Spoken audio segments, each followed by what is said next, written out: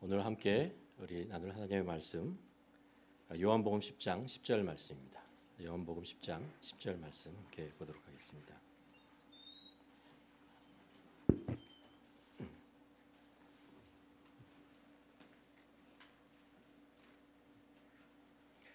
우리 한 절 말씀인데 한 목소리로 봉독하도록 하겠습니다. 요한복음 10장 10절입니다. 도둑이 오는 것은 도둑질하고 죽이고 멸망시키려는 것뿐이요 내가 온 것은 양으로 생명을 얻게 하고 또 풍성히 얻게 하려는 것이라. 아멘. 예수님께서 제자들에게 하신 말씀이죠. 오늘이 9월 11일입니다. 21년 전에 이제 9.11 사태, 그래서 큰 사건이 있었죠. 그리고 굉장히 그 9.11 사태 이후로 세상이 좀 많이 변해가고 있는 것 같습니다. 제 기억으로는 9.11 사태 2001년 이전까지는 국제사회에서 우리나라에서도 마찬가지로 굉장히 큰 화두가 뭐였냐면 국제화라는 거였죠. 경제적으로 국제화하고 정치적으로 서로 협력하고 그리고 민족적으로 여행 뭐 이런 모든 것들이 국제화 글로벌라이제이션이라는 것으로 해서 마구 세상으로 이제 이 민족 저 민족 이 나라 저 나라로 퍼져나가는 것, 그것이 이제 우리가 잘 살고 더 풍요롭게 살고 그리고 더 좋은 세상을 만들 수 있는 길이다.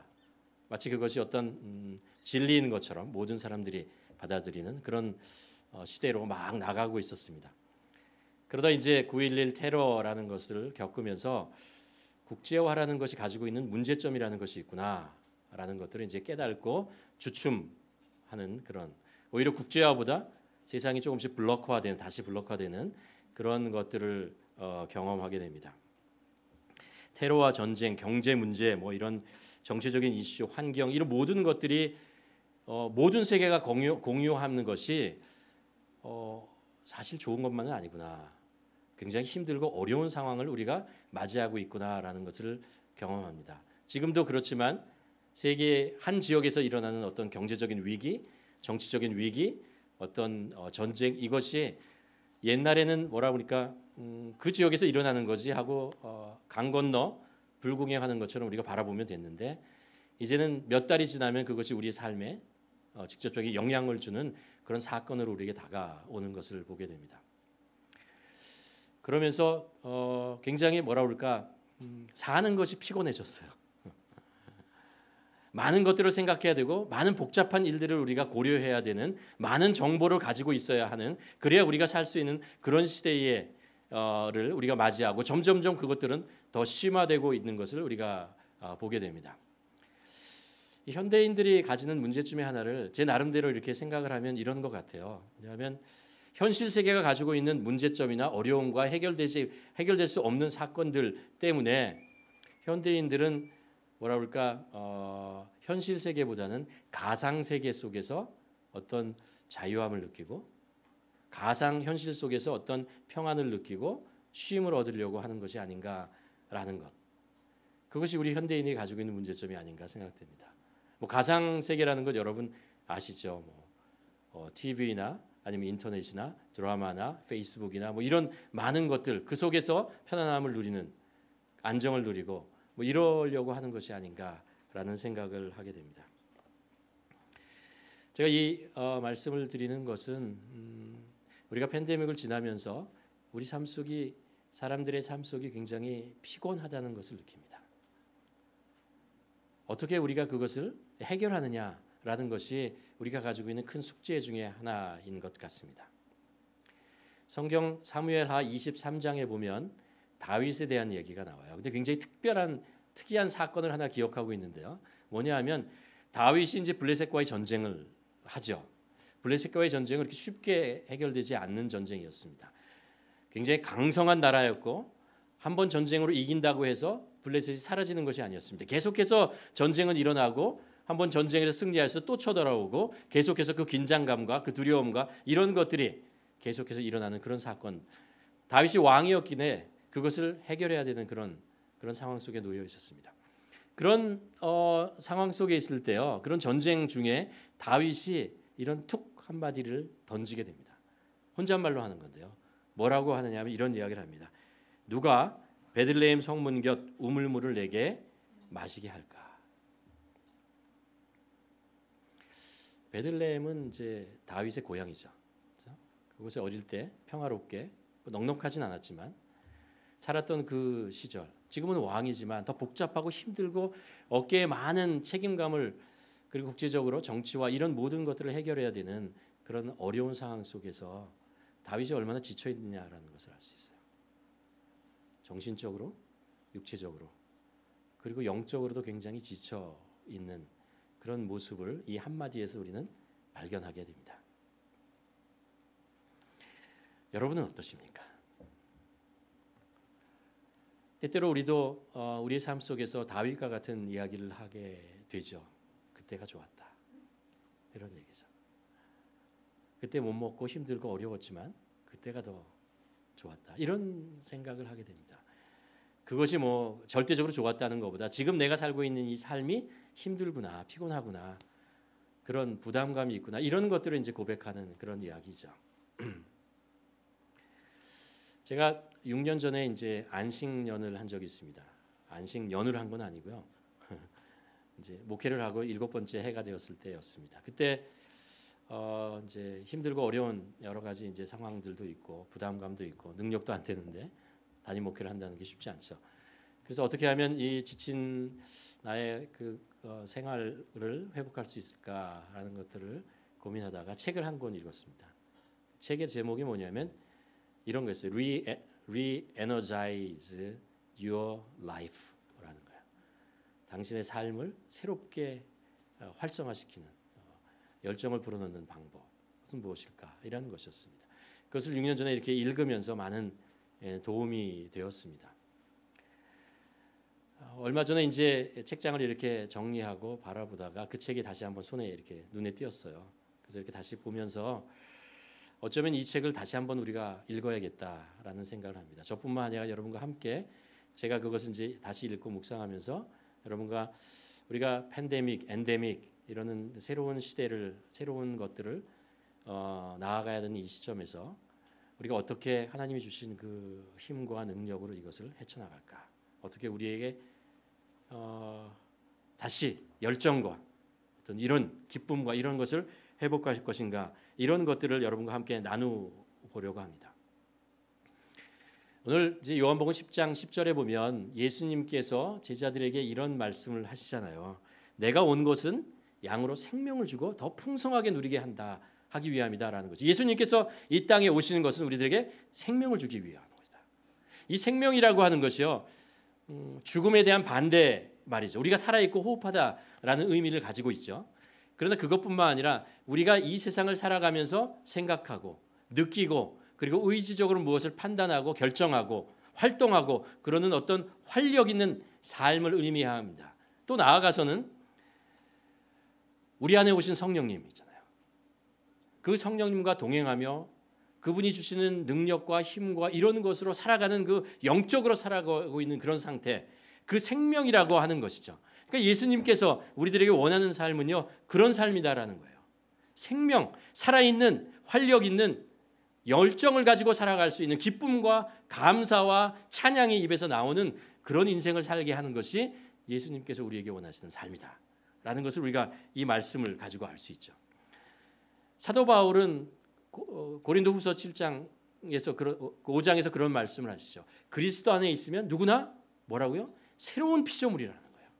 새롭게 살아나고 새롭게 태어난 존재라는 것을 우리들에게 말씀하고 있는 것이죠. 그렇다면 우리가 어떻게 예수 그리스도께서 주시는 그 생명, 생수 그것을 마시며 살 것인가? 새로운 피조물로 십자가의 은혜로 우리가 어떻게 새로운 피조물로 우리가 다시 살아갈 것인가라는 것, 이런 것을 우리가 질문해 볼 필요가 있는 것입니다. 우리의 삶이 지쳤다면, 우리 삶의 어떤 방향을 잃어버렸다면, 열정을 잃어버렸다면 우리가 다시 그것을 어떻게 회복할 것인가라는 것. 분명히 이 말씀은 요한복음 10장 10절은 예수님께서 우리에게 주신, 믿는 자에게 주신 약속입니다. 하나님께서 우리에게 허락하신 삶이고 우리는 그렇게 살아갈 만한, 살 만한 하나님이 주신 권한이 있다라는 것이죠. 앞으로 7번에 걸쳐서 이 말씀을 여러분과 함께 한 스텝 한 스텝 넘어가면서 이 말씀을 한번 나누면서 우리 삶이 다시 한번 예수 그리스도의 생명을 통해서 우리가 회복하는 시간을 갖기를 원합니다. 우리가 이제 주일에 한번 이 말씀을 나누는 것이 잘 안 되잖아요. 그래서 이 말씀을 주중에도 여러분께서 주보에 보시면요, 이 말씀 아웃라인이 나와 있고 그 하나하나에 관한 질문들이 나와 있습니다. 여러분 주보의 내용을 한번 보시고 주중에도 이 나눴던 말씀을 한번 기억하고 그 질문에 대해서 한번 답을 해보고 자신을 한번 점검해 보셨으면 좋겠습니다. 또 팬데믹 때 우리가 한 1년 반 정도 했던 그 아침 묵상 있잖아요. 제가 화, 수, 목, 금 이렇게 4번에 걸쳐서 나눴던 말씀을 좀 더 실천할 수 있는 내용을 가지고 반복해서 리마인드하면서 여러분과 아침에 여러분 그 한우리 유튜브 있죠. 유튜브에 보면 아침에 그 올라갈 겁니다. 여러분 들으시고 다시 한번 그 말씀을 하루 종일 묵상하고 한번 생각하면서 우리의 삶이 정말 그 말씀이 우리 안에 녹아들고 그리고 그것이 우리에게 변화가 주는 그런 능력을 경험하시기를 간절히 소원합니다. 오늘 첫 번째 여러분과 이제 나누고자 하는 것은 이것입니다. 그렇다면 우리의 삶을 지치게 만들고 우리의 가지고 있는 열정과 의욕과 이런 기쁨을 빼앗아가는 요소들이 무엇인가? 라는 것들을 여러분과 함께 나누려고 하는데 오늘과 수요 예배 때 2번에 걸쳐서 여러분과 함께 나누려고 합니다. 첫 번째 우리의 그 열정과 이런 기쁨과 이런 것을 사라지게 하는 요소 중에 한 가지 중요한 것이 뭐냐면 이런 거죠. 삶에 대한 목표, 사명 그것을 잃어버렸을 때, 그것이 흐려졌을 때입니다.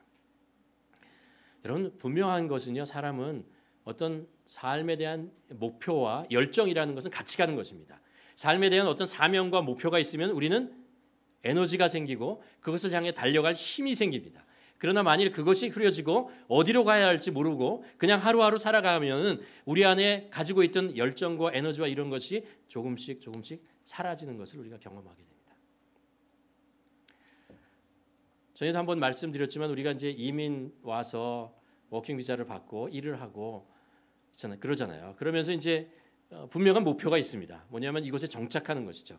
정착하기 위해서 그 일을 해야 되고 그리고 영주권을 얻고 가족들이 이렇게 살 수 있는 그런 터전을 마련해야 된다라는 그런 목표가 있습니다. 그래서 일을 하면서 사실 한국에서 대부분 한 번도 해보지 않은 일을 힘든 일, 그 어색한 일들을 하죠. 그렇죠? 그리고 그 일을 하면서 뭐 겪게 되는 어려움과 이런 것들을 참아냅니다.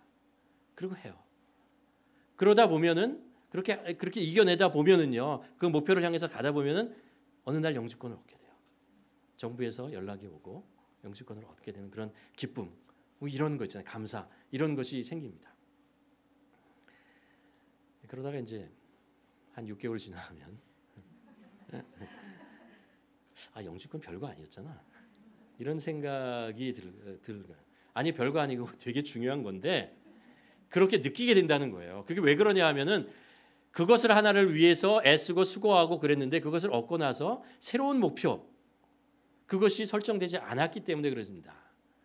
이제 어떻게 무엇을 목표로 살 것인가라는 것이 뚜렷하게 우리 안에 들어오지 않기 때문에 우리가 그동안 나를 움직이고 애쓰고 수고할 수 있도록 주는 에너지, 그 힘, 열정 그것을 회복하기가 어려운 거죠. 그래서 이제 마음속에 왜 나 이렇게 옛날과 다르지? 이런 생각을 하게 된다는 것이죠. 얼마 전 수요 예배 때 제가 앤서니 보덴이라는 사람 이야기를 한번 여러분과 나눈 적이 있는데요. 이분이 이제 그 미국 사람이에요. 미국 사람인데 미국에서 굉장한 그 선망의 대상 이런 사람이었습니다. 기억하시죠? 앤서니 보덴이라는 사람인데 이분이 뭘 한 사람이냐면요. 원래 이분이 요리사였어요. 20년 동안 요리를 쭉 하다가 대학 다닐 때 글을 좀 썼거든요. 자기가 경험했던 이제 요리사 레스토랑에서 일한 그 경험을 다 모아가지고 책을 한 걸 썼는데 그게 키친 컨피덴셜이라는 책입니다. 이제 레스토랑 뒤에서 일어나는 일 대해서 이제 이게 이제 굉장한 베스트셀러가 됐어요. 그래서 미국의 많은 사람들이 읽고 유명해지게 되었습니다. 그리고 나서 이 사람이 이제 어떤 일을 이제 하게 되냐 하면은 세계 방방곡곡을 돌아다니면서 맛있는 음식 있잖아요.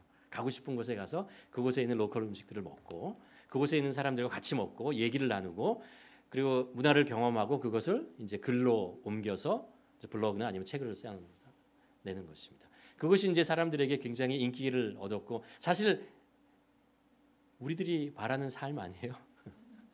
가고 싶을 때 아무데나 가고 그곳에 가서 그 문화를 즐기고 뭐 그것을 가지고 또 돈벌이도 되고 뭐 이렇게 하는 것이죠. CNN에서 이제 그 사람의 삶을 보고 인기가 높아지는 것을 보고 많은 사람들이 관심을 갖는 것을 보고 그 사람과 계약을 맺습니다.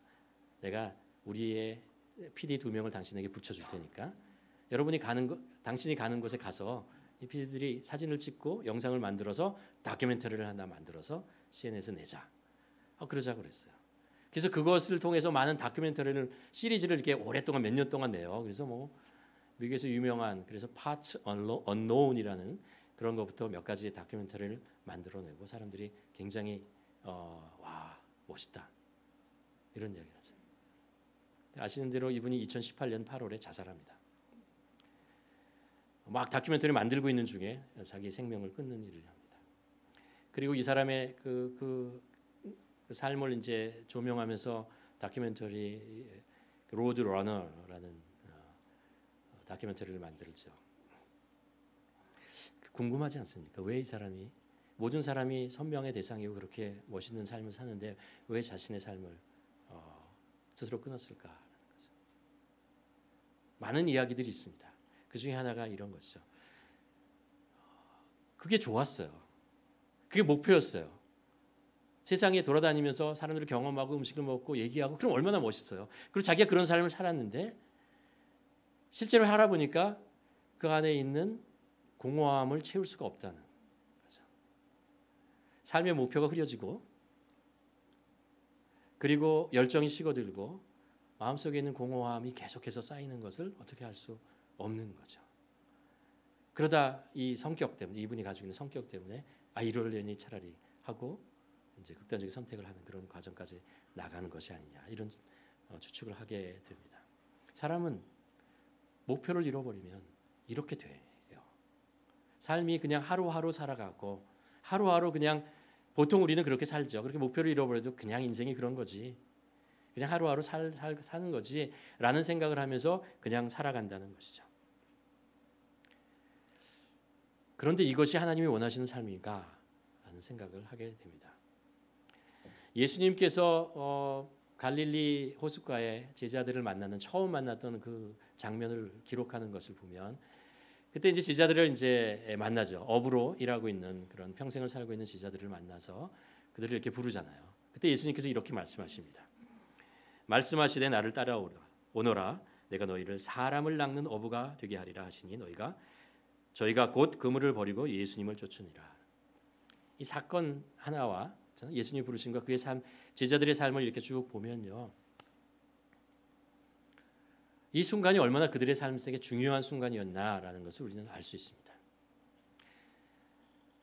베드로온과 요한과 안드레와 야고보는 그 낚시를 하며 거기서 갈릴리 호숫가에 사는 것이 그 인생이었어요. 그리고 그것이 삶의 모습이었습니다. 그러다가 예수님께서 그들을 사람을 낚는 어부가 되겠다 하는 그 말씀 속에서 그의 삶이 확 변하는 거죠. 하나님이 주신 꿈을 꾸게 됩니다. 하나님이 주신 비전을 갖게 되는 것이죠. 그러면서 그의 삶이 열정이 생기고 모험을 하면서 그리고 살아가는 것을 보게 됩니다. 물론 그들의 삶이 그 전보다 더 안락하고 편안하고 뭐 그런 모습은 아니었어요.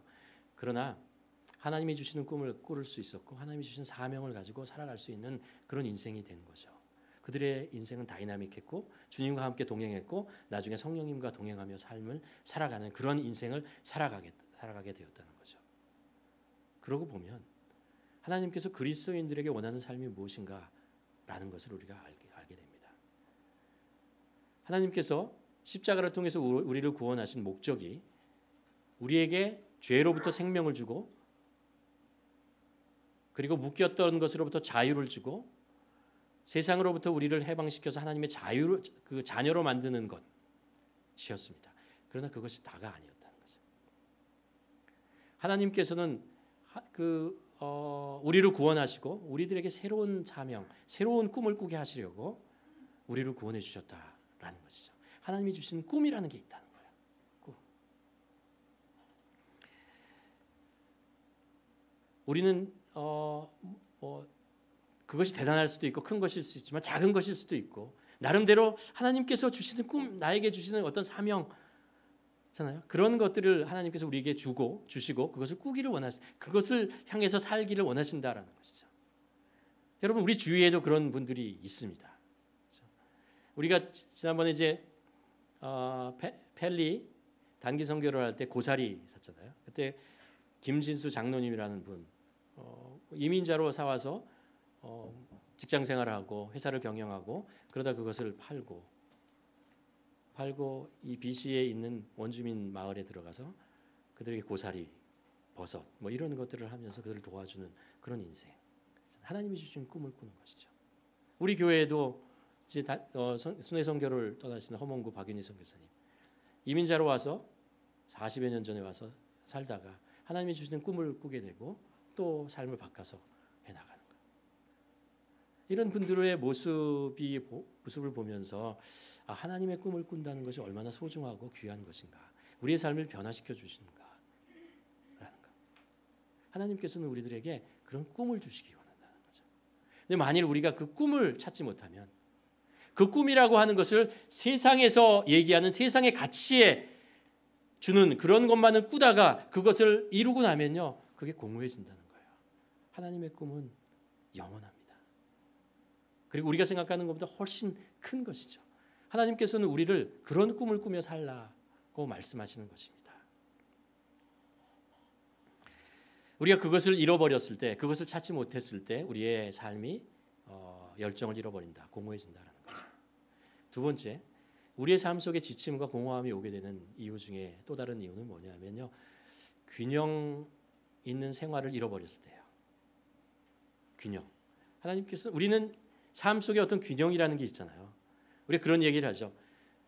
지성과 영성과 감성과 이런 이야기를 합니다. 인간은 다 그런 것을 가지고 있는 거죠. 지성과 우리가 감성과 영성이 밸런스를 맞출 때 우리는 건강해집니다.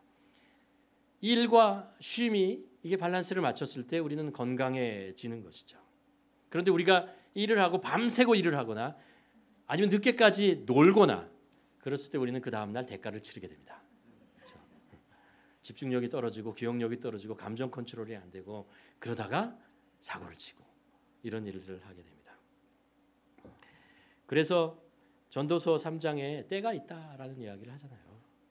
범사에 기한이 있고 천하만사에 다 때가 있다. 심을 때가 있고 심은 것을 뽑을 때가 있으며 헐 때가 있고 세울 때가 있다는 거예요. 울을 때가 있는가 하면 웃을 때가 있고 슬퍼할 때가 있냐면 춤을 출 때가 있다. 지킬 때가 있고 또 버릴 때가 있으며 잠잠할 때가 있고 또 말을 해야 할 때가 있다는 거죠. 이 때 그리고 삶의 어떤 밸런스 이것을 우리가 맞춰 나가야 하는데 이것이 깨어지면 우리들에게 이상징조가 생기는 거죠. 성경에 이제 사울 왕에 대한 우리가 이야기를 있잖아요. 우리는 사울 왕이 그 나쁜 왕 이렇게만 생각하는데 가만 그 성경을 사무엘상을 쭉 읽다 보면요. 사울이 불쌍하다는 생각을 해요. 사울은 이스라엘의 초대 왕이 돼서 진짜 열심히 일한 사람이에요. 열심히 전쟁을 했고 열심히 나라를 지키려고 애를 쓰고 동분서주하고 늘 전쟁 속에서 있었고 마지막에 전쟁 속터에서 나라를 지키려다가 죽어요. 그런데 그의 삶 속에서는 뭔가 빠져 있는 것 같아요. 뭔가 이렇게 균형이 맞춰 있지 않은 삶을 지나치게 한쪽으로만 치우쳐서 살고 있는 것을 볼 수 있습니다. 그래서 그의 감정이 메말라지고 그래서 감정이 메말라지면서 그 안 속에 걱정과 두려움, 분노 이런 것들이 채워지는 것을 볼 수 있죠. 사람들을 신뢰할 만한 여유가 없어져요. 그래서 주위에 있는 사람들을 계속해서 의심하게 되죠. 하나님과 교제하며 여호와 하나님을 인격적으로 만나고 교제하고 가까이 가는 그 영적인 채워짐, 그것을 누리지 못하고 그들의 그 사울의 신앙이라는 것은 종교 행위밖에 하지 못하고 살아갔던 것을 우리가 기억하게 됩니다. 아쉽고 긍휼한 마음이 생기게 됩니다. 그가 좀 더 삶의 밸런스를 맞출 수 있었다면, 하나님 안에 사는 것, 세상 속에 사는 것, 이런 것 밸런스를 맞출 수 있었다면 그의 인생은 그렇게 가지 않았을 것이 아닌가, 이런 생각을 하게 됩니다. 그래서 성경에서 안식이라는 것을 얘기하잖아요. 안식하라. 안식은 하나님의 명령이고 하나님께서도 그렇게 하셨다라고 모범을 보이신 것입니다. 6일 동안 이 세상을 창조하신 후에 7일째는 하나님께서 안식하셨다. 우리도 마찬가지입니다. 우리가 세상을 살면서 정기적으로 규칙적으로 쉴 수 있는 사람이 되어야 한다라는 것입니다. 그래야 우리가 건강해진다는 거죠. 그래서 예수님께서 뭐라고 말씀하십니까? 우리가 사람이 안식일을 위해서, 하나님이 제정한 안식일을 위해서 존재하지 않는다라는 거예요. 오히려 안식일이 우리 인간을 위해서, 하나님께서는 사람들을 위해서 안식일을 만들었다라고 누가 말씀하신다고요? 예수님께서 말씀하시는 거예요. 우리는 그것을 지킬 때 우리는 건강해진다라는 것입니다. 여러분, 그 주보에 보면 아웃라인이 쭉 나오고 거기에 질문이 몇 개 나와요. 그 질문이 뭐냐 하면 이런 것입니다. 여러분의 인생을 한번, 여러분의 생활이 균형 잡혀 있는지 한번 점검해 보십시오. 여러분 일을 하십니까? 쉼이 있습니까? 그것이 밸런스를 맞추고 있습니까? 여러분 현실 세계에 살잖아요. 여러분 또 가상 세계에도 살잖아요. 이것이 밸런스를 맞추고 있습니까? 아니면 너무 지나치게 한쪽으로 쏠려 있지는 않습니까? 여러분 살면서 남을 위해서 사는 시간이 있죠. 또 나를 위해서 사는 시간에 그 밸런스, 균형은 잡혀 있습니까? 우리가 세상 속에서 사는 시간과 하나님 안에 머물러 있는 시간에 균형이 맞춰져 있습니까? 한번 점검해 보시길 바랍니다.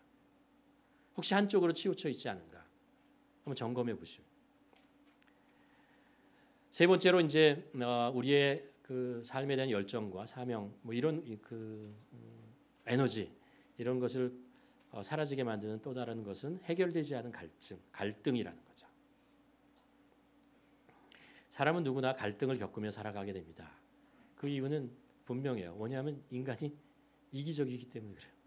그리고 우리가 살고 있는 이 세상이 그런 사람으로 꽉 차 있기 때문에 그렇습니다. 그래서 우리는 세상을 자기의 관점으로 바라보고 그것을 판단하고 평가하고 비판하고 그것이 옳다고 생각해요. 나는 제대로 보고 있다라고 생각을 합니다. 어리석은 거죠. 문제는 우리가 이 갈등을 겪으면은 우리가 가지고 있는 이 열정과 에너지가 마치 타이어에 구멍이 난 것처럼 조금씩 빠져나간다는 거예요. 우리는 누구와 어떤 사람과 갈등을 겪게 되나요? 우리 주위에 가까운 사람하고 갈등을 겪어요. 그리고 그게 힘들거든요. 우리와 먼 사람과는 갈등을 겪어도 그렇게 우리들에게 영향을 주지 않아요. 그걸 한 번으로 끝나버리니까. 그러나 우리는 우리의 가족들, 우리의 자녀들, 친구들, 가까운 사람들과 갈등을 겪는다고요. 그리고 그것이 힘들죠. 왜냐하면 자주 봐야 되니까. 내가 사랑하는 사람들이었으니까. 나하고 친한 사람들이었으니까. 그러니까 그것 때문에 아프고 힘든 것입니다. 결론은 이것이죠. 삶의 열정과 기쁨을 누리고 싶으면 가까운 사람과의 관계를 건강하게 맺으십시오. 이 갈등에 대한 이야기는 제가 여러 번 나눴기 때문에 간단하게 말씀드리고 넘어갑니다. 깨어진 관계를 회복하려고 시도했는데 상대방이 받아주지 못할 수도 있어요. 준비가 안 될 수도 있고, 그렇잖아요. 때로는 그 관계를 회복하려는데 상대방이 이미 없을 때도 있어요. 세상을 떠날 수도 있고요. 그렇지만 사도 바울은 에베소서에서 그렇게 얘기합니다. 서로 친절하게 하며 불쌍히 여기며 서로 용서하기를 하나님이 그리스도 안에서 너희를 용서하신 것 같이 하라라는 거죠. 어떻게 하라고요? 하나님이 그리스도 안에서 너희를 용서한 것처럼 라는 거죠. 이 논리나 뭐 이런 것이 아니라는 거예요. 인간은 그렇게 논리로 사람을 용서할 만큼 능력이 안 된다라는 거예요. 가만 한번 생각해 봤어요. 자녀들과 우리 사이에 갈등을 겪잖아요. 사춘기를 겪게 되면 부딪히는 일들이 있습니다. 대부분의 경우에 이제 부모가 저도 마찬가지지만 기대치를 아이들에게 자꾸 강요합니다. 강요를 하죠. 나중에 보면 강요. 나는 당연하다고 생각하고 합리적으로 사랑이야 이렇게 얘기했는데 나중에 그게 강요. 그러면 이제 자녀는 그걸로 또 상처를 받죠. 아파요. 받아들일 수 없는 것도 있고 아직 이해가 되지 않는 것도 있고 상처를 받는데 자녀들이 그걸 가지고 잠깐 화를 내지만 어떻게 대들 수가 없어요. 땅과 하늘 차이잖아요. 부모님과 자녀 사이에. 그래서 그걸 참아요. 마음속에 이 상처를 가지고 있어요. 가만 생각해보면 안 될까요? 그러고 나서 내가 크고 나면 복수하리라. 갚아주리라. 이런 생각을 하는지 잘 모르겠는데 자라고 나면요. 자녀들이요. 어떤 생각을 하게 되냐 하면요. 이해해요. 부모님들을 이해해요. 이것이 강요되고 부모의 기대치를 나에게 포스한 것이지만 그게 부모가 나를 사랑해서 하는 거구나. 그래서 나에게 하신 거구나라는 것을 이해하고 용서해줘요. 해결돼서 그런 것이 아니고요. 자녀가 부모를 용서한 거예요. 그래서 다시 그 관계가 계속 지속되는 것이라. 내가 누구를 용서했다는 것은 저 사람은 옳고 나는 틀렸다라는 얘기가 아니에요. 다만 하나님께 맡긴다라는 거예요. 하나님께 그냥 맡겨드린다라는 거예요. 이런 거죠. 하나님, 저는 더 이상 이것을 내 안에 품고 있는 것이 고통스럽습니다. 너무 힘듭니다. 용서를 통해서 관계를 회복하기를 원하고 내 안에서 덜어내기를 원합니다. 이 모든 일을 판단하는 권한은 내게 있지 않고 하나님께 있습니다. 판단하시는 분은 오직 하나님이시며 저는 용서를 택하여 화목하기를 소원합니다. 이렇게 고백하는 거죠. 물론 압니다. 용서라는 게 쉽지 않고요. 상처라는 것이 그렇게 쉽게 아물고 해결되는 문제가 아닙니다. 그렇기 때문에 용서를 해야 된다는 거예요. 그렇기 때문에 하나님께 맡겨야 한다는 것입니다. 결국 인간이 해결하는 것이 아니고 하나님께서 해결하십니다. 해결해 주셔야 해결되는 것이고 하나님께 해결해 달라고 하나님께 맡기는 것이 바로 내가 용서하는 마음을 갖는 것입니다. 그때 아픔이 줄어들고 상처가 조금씩 치유되고 식었던 열정이 회복되는 것입니다. 네 번째 오늘 마지막으로 여러분과 나눌 것은 이것입니다. 우리의 열정과 우리의 이것을 쉽게 만드는 것이 뭐냐면 이거죠. 의지할 만한 공동체가 없을 때입니다. 하나님께서는 우리를 만드셨을 때 서로 함께 살라고 만드셨습니다. 그렇죠? 혼자 모든 일을 하라고 우리를 창조하신 분이 아닙니다. 하나님께서는 우리가 다른 사람과 함께 협력하고 그리고 서로 나누고 이럴 때 우리가 더 많은 것을 할 수 있고 더 기쁨을 누리고 더 많은 것을 배우고 성장할 수 있게 그렇게 하나님께서 우리를 만드셔. 창조의 원리가 그렇다는 것을 우리는 성경을 통해서 우리가 알 수 있습니다. 나보다 성숙한 사람들을 만나야 내가 성숙해질 수 있는 거 아닙니까? 그렇죠? 나 혼자 할 수 없는 일이지만 다른 사람과 협력해서 할 수 있는 것 경험할 때 우리들에게 더 큰 기쁨이 있는 것입니다. 또 생각해 보면요. 이상한 사람을 만나야 나도 이상하다라는 것을 알 수 있어요. 이상한 사람을 만나기 전에요. 내가 이상하다는 사람인 걸 잘 몰라요. 나는 정상이야. 제대로 된 사람이라고. 그런데 이상한 사람 만나고 나면 가만 성경을 비춰보면 나도 그렇구나라는 것을 알 수 있는 거죠. 내가 어렵고 힘들고 괴로울 때, 지쳐있을 때 나를 도와주고 위로하고 그리고 협력해 줄 사람이 있는 것이죠. 그런 공동체가 있어야 합니다. 그런데 만일 우리들에게 그런 공동체가 없다면 그렇게 위로할 사람이 없다면 그것은 우리가 그런 어려움과 세상 속에서 삶은 해결하기 어려운 문제들을 만날 때마다 한숨이 나오죠. 이것도 나 혼자 해결해야 돼. 이것도 내 어깨에 짊어지고 나 혼자 해결 가야 해. 라는 생각이 들면서 힘들죠.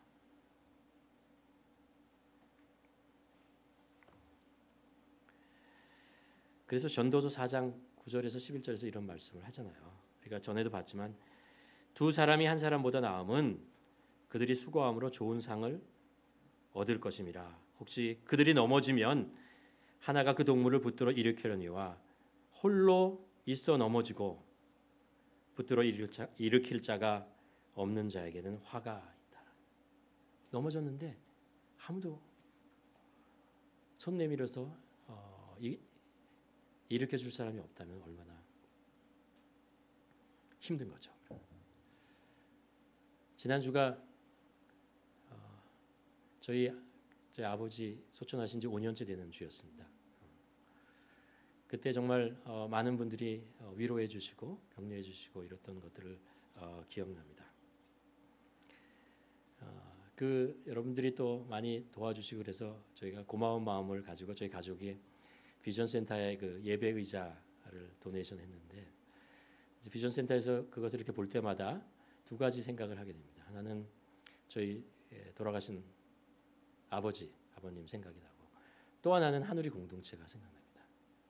힘들고 어려울 때 그럴 때 주위에서 또 장례식도 도와주시고 또 위로하시고 이랬던 분들이 있다는 것이 얼마나 힘이 되는가.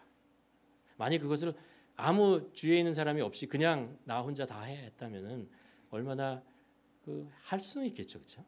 할 수는 있겠죠. 그러나 얼마나 마음 속에 외로울겠어요. 힘들고 어려울 때 같이 할 수 있는 공동체가 있다는 것이 얼마나 큰 귀한 것이다라는 것들을 생각하게 됩니다. 여러분 9월부터 이제 셀 모임을 다시 시작을 하는데 이 셀 모임이 우리 메마를 수 있는 우리 이민 사회이잖아요. 그런 사회에서 우리에게 어떤 이런 서로 협력하고 위로하고 격려할 수 있는 그런 공동체가 되었으면 좋겠어요. 작은 공동체이지만 이것이 우리의 하나님의 가족이 되고 하나님이 주시는 가족으로서 같이 협력하고 위로하고 이럴 수 있어요. 그리고 사실 그 공동체는 그곳에 속한 사람들이 만들어가는 거잖아요. 그분들의 열정과 기도와 애씀 이런 걸 통해서 만들어가는 것이고 그 속에 또 그런 공동체를 만들 때 그것을 통해서 큰 기쁨과 위로와 힘이 되는 것이죠. 따뜻함을 느낄 수 있는 그런 가족 그런 것이죠. 우리가 그런 공동체를 만들 수 있었으면 하는 바람이 있습니다. 오늘 여기까지 하고 수요일날 다시 세 가지를 여러분과 함께 나누고 또 주중에 하루하루 여러분과 함께 말씀을 또 나눠가는 시간을 갖도록 하겠습니다. 예수님께서 이 땅에 오신 이유가 뭐라고요? 우리들에게 생명을 주시기 위해서라는 거예요. 그 생명을 더욱더 풍성하게 누리게 하시겠다라고 말씀하시는 것이죠. 그게 하나님의 약속, 우리 주님의 약속이었습니다. 그런데 우리가 살다 보면 이것을 빼앗아가는 그런 일들을 우리가 계속해서 겪게 돼요. 우리 목표가 잘못된 목표 아니면 우리가 세웠던 목표가 흐려지기도 하고 갈등의 관계가 있기도 하고 뭐 공동체 우리를 위해 쓰는 공동체를 잃어버리기도 하고 많은 사건들이 있는 것이죠. 예수님께서 부활하신 후에 갈릴리 호숫가로 가시잖아요. 왜 가셨냐 하면 제자들을 만나기 위해서 갔어요. 제자들이 예수님께서 십자가에 못 박혀 죽으실 때 배반했고 두려워서 도망갔고 사람들이 무서워서 또 여기저기 피해 다녔습니다. 그리고 나서 자신이 너무나 지치고 자신이 한심해서 갈릴리 호숫가에 가서 에이 옛날처럼 다시 낚시나 하고 살아야겠다. 그런 마음으로 갔는데 그 갈릴리 호숫가에서 한 마리의 고기도 낚지 못하는 그런 지치고 힘든 상황 속에 놓이죠. 그때 예수님께서 거기를 찾아가셔서 그들을 만나시고 부르시고 그들에게 육체의 양식을 주시고 그들을 위로하고 교제하죠. 베드로에게 사랑을 다시 전하고. 여러분 우리가 세상을 살면서 지치고 힘들 수가 있고 우리 열정을 잃어버릴 수가 있습니다. 결국 우리는 예수님께 가까이 가야 회복할 수 있어요. 예수님께 돌아가야 됩니다. 우리가 7주 동안 어떻게 우리가 예수님께 돌아갈 것인가? 어떻게 말씀 안에서 하나님께서 우리를 어떻게 인도하시는지 이 말씀 속에서 우리가 그 길을 찾아가고 우리 삶 속에서 그것을 실천하면서 우리에게 지쳤던 영혼들이 있다면 우리가 회복하고 다시 예수님께서 약속하신 생명, 그것을 더 풍성하게 누리는 우리 모두가 되기를 주님의 이름으로 간절히 축원합니다. 기도하시겠습니다. 이 시간 우리 자신을 한번 돌아보았으면 좋겠습니다. 혹시 이민사회에서 이 팬데믹을 지나면서 세상 속에서 일하고 살면서 혹시 나의 육체가, 나의 정신이, 나의 영혼이 지치고 힘들어하지는 않습니까? 내가 가지고 있던 그 처음 이민 왔을 때의 그 기대감과 설레임과 이 열정, 이런 것들이 점점 사그러들고 그냥 현실에 만족하며 하루하루 사는 것이 다라고 생각하며 혹시 살고 있지는 않습니까? 과연 그것이 주님께서 나에게 원하신 인생이었을까? 한번 이 시간에 우리 자신을 돌아보며 하나님, 우리가 주님께 가까이 가기를 원합니다. 주님이 우리에게 주시는 삶의 모습으로 회복되기를 간절히 소원합니다. 우리들에게 식었던 열정이 있으면 다시 한번 회복해 하여 주시옵시고, 우리를 인도하시는 주님의 손길에 대한 우리의 헌신과 아버지 드림이 약해졌다면 아버지 회복할 수 있도록 하나님 도와주시옵소서. 하루하루 우리의 삶을 인도하시는 성령님이 주시는 기쁨과 그 능력으로 살아갈 수 있도록 저희를 다시 회복해 하여 주시옵소서. 우리 한번 기도하며 나아가기를 원합니다.